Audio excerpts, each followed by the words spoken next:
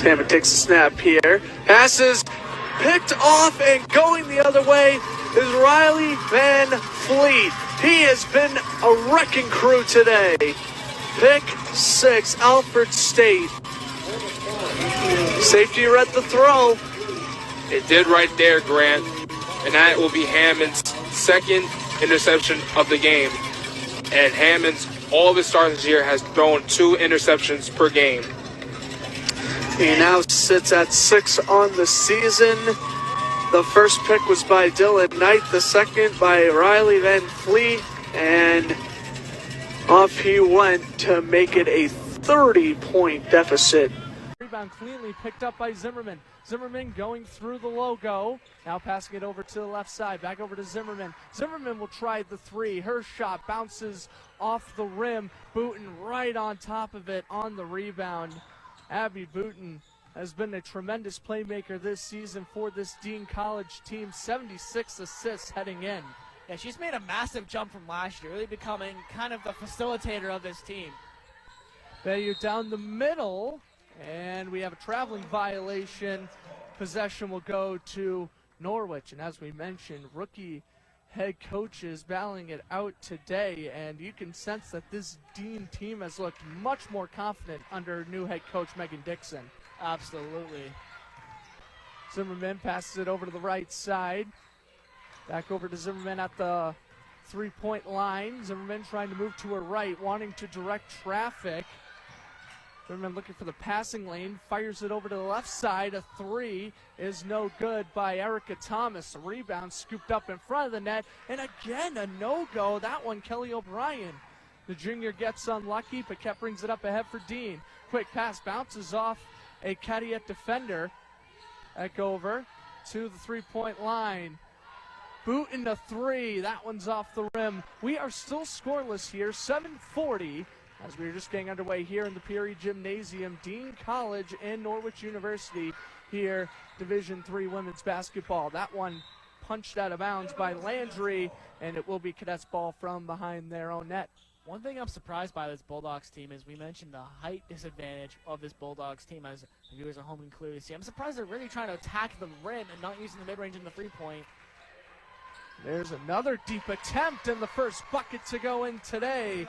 Erica Thomas, the senior, coming in with 43 total points on the year, and the Cadets take a 3-0 lead. Again, both teams trying to end their winless droughts. Dean College winless in their last 9, where Norwich was winless in their last 6, as Booten takes a jumper. That one's in and out, and so far, Joey, very unlucky shot attempts for Dean.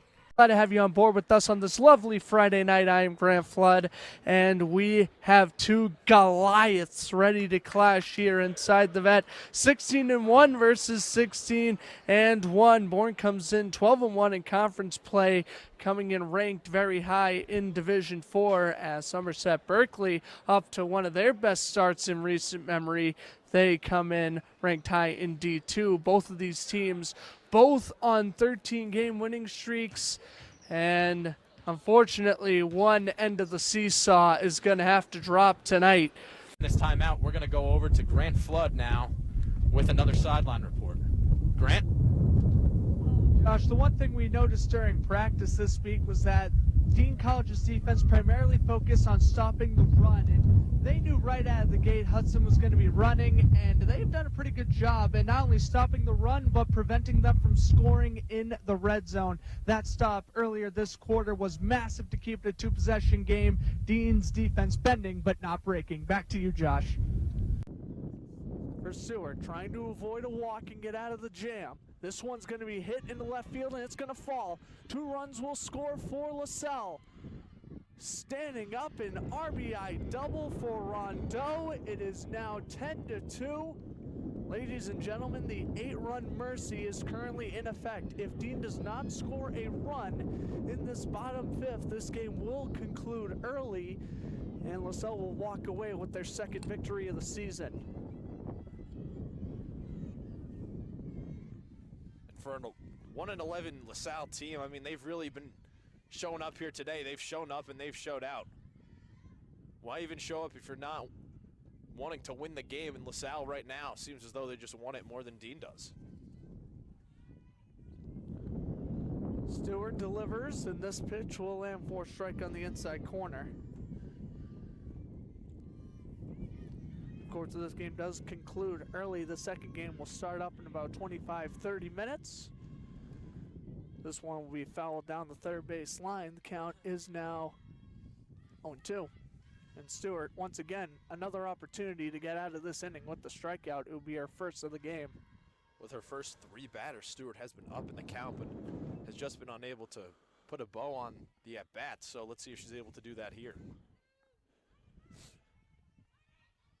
Trying to wrap up this top half of the 5th. Stewart, the senior, delivers. This one's going to be hit into center, and Silva had a hard time playing it off the bounce, and an RBI single to make it now 11-2 is Cam Glocken.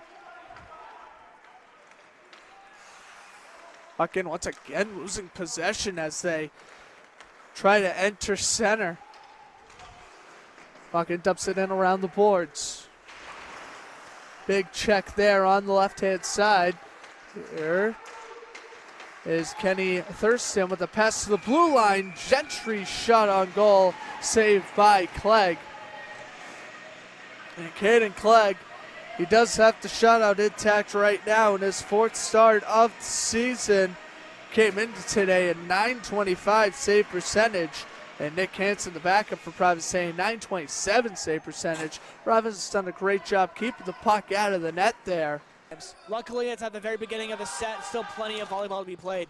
Absolutely, as Ruan knocks it up here for Shing. So now they're gaining that chemistry and that trust back a little bit. Price sends it over.